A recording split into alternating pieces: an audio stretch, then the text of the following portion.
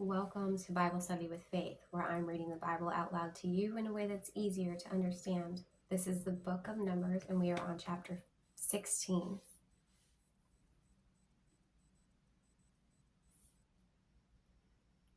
Korah, son of Ishar, the son of Kohath, the son of Levi, and certain Reubenites, Dathan and Abiram, sons of Eliab, and On, son of Peleth, became insolent and rose up against Moses.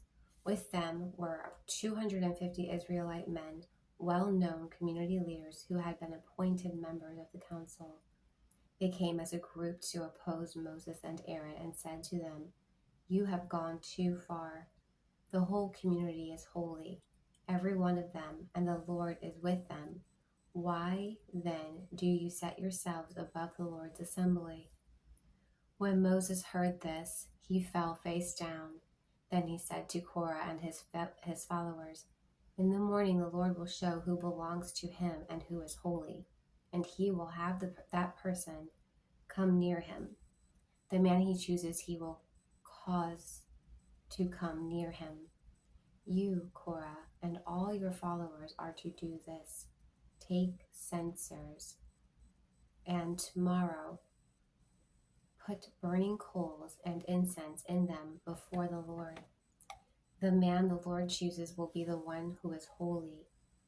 You Levites have gone too far." Moses also said to Korah, "Now listen, you Levites. Isn't it enough for you that the God of Israel has separated you from the rest of the Israelite community and brought you near himself to the Lord, to do the work at the Lord's tabernacle and to stand before the community and minister to them? He has brought you and all your fellow Levites near himself, but now you are trying to get the priesthood too? It is against the Lord that you and all your followers have band together, who is Aaron, that you should grumble against him." Then Moses summoned Dathan and Abiram, the son of Eliab, but they said, "We will not come. Isn't it enough that you have brought us up out of a land flowing with milk and honey to kill us in the wilderness? And now you also want to lord it over us? Moreover, you haven't brought us into a land flowing with milk and honey, or given us an inheritance of fields and vineyards. Do you want to treat these men like slaves? No, we will not come." Then Moses became very angry and said to the Lord, "Do not accept their offering. I have not taken so much as a donkey from them, nor have I wronged any of them." They're grumbling for no reason, apparently, because God hasn't even begun to punish them for everything they've done yet, and they're already complaining. Moses said to Korah, "You and all your followers are to appear before the Lord tomorrow. You and they and Aaron. Each man is to take his censer and put incense in it, 250 censers in all, and present it to the Lord. You and Aaron are to present your censers also." So each of them took his censer, put burning coals and incense in it, and stood with Moses and Aaron at the entrance to the tent of meeting. When Korah had gathered all the followers in opposition to them at the entrance to the tent of meeting, the glory of the Lord appeared to the entire assembly.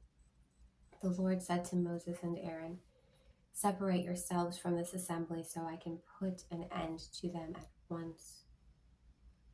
But Moses and Aaron fell face down and cried out, "O God, the God who gives breath to all living things, will you be angry with the entire assembly when only one man sins?" Then the Lord said to Moses, "Say to the assembly, move away from the tents of Korah, Dathan, and Abiram." Moses got up and went to Dathan and Abiram and the elders of Israel followed him. He warned the assembly, "Move back from the tents of these wicked men. Do not touch anything belonging to them, or you will be swept away because of all their sins." So they moved away from the tents of Korah, Dathan, and Abiram. Dathan and Abiram had come out and were standing with their wives, children, and little ones at the entrances to their tents. Then Moses said, "This is how you will know that the Lord has sent me to do all these things and that it was not my idea.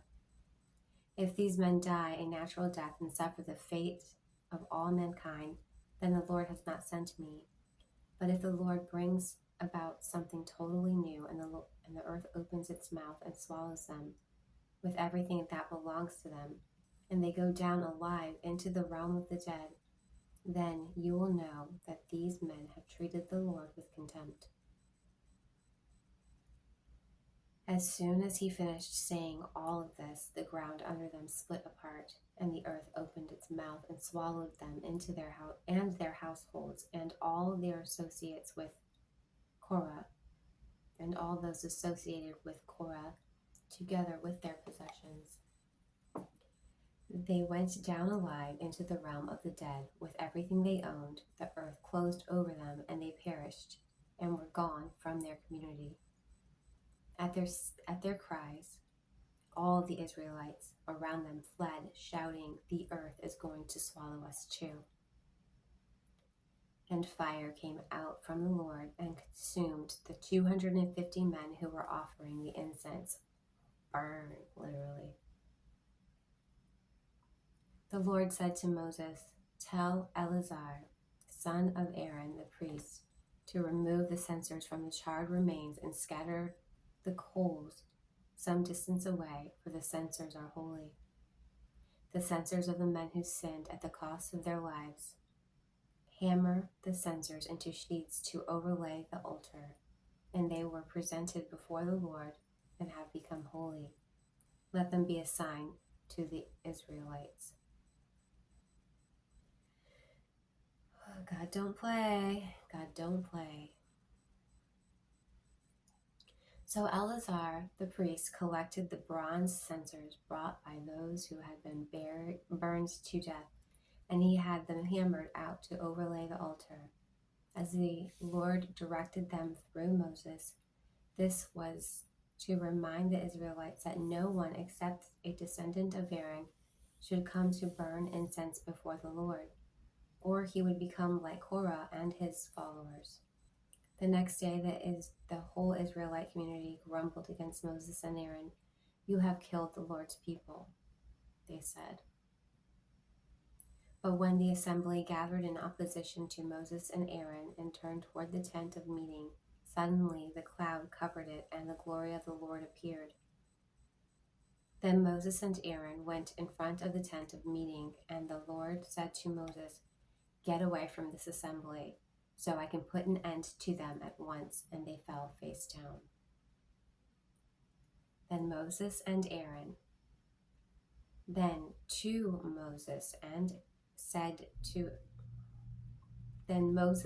to Aaron, I am a little tongue twisted right now. It happens. Then Moses said to Aaron, "Take your censer and put your incense in it, along with burning coals from the altar, and hurry to the assembly to make atonement from them. Wrath has come out of the Lord. The plague has started."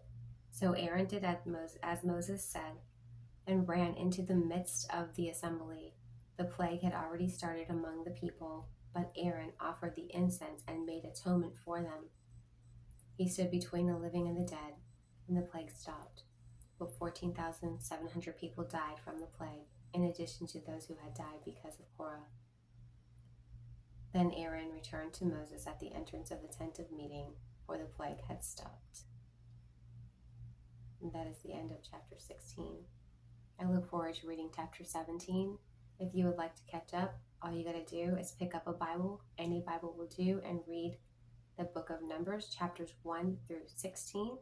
Or you can find me at Jesus is a DJ all one word, on my YouTube channel, and I'll do the reading for you.